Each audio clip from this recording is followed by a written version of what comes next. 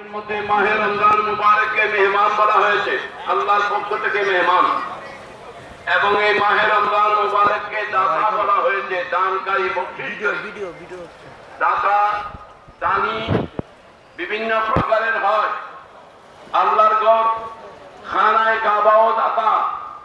খানায়ে কাবার মধ্যে আমরা যদি সৌদি আর ভিসা নিয়ে, ডলার নিয়ে, এহরামের সাথে খানায়ে কাবা বাইতুল্লাহ শরীফে যদি আমরা পৌঁছি, তখন বাইতুল্লাহ শরীফের সেই ফয়জ ও বরকত আমরা পাই।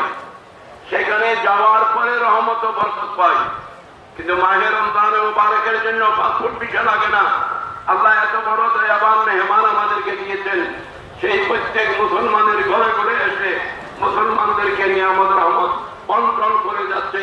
তার ফয়জ ও বরকতের একটি আনুষ্ঠানিক এই ঈদ উল ফিতরের অনুষ্ঠান এবং জামাত, যেখানে আল্লাহ রামকান থেকে রোজাদার বান্দাকে অফুরন্ত নিয়ামতের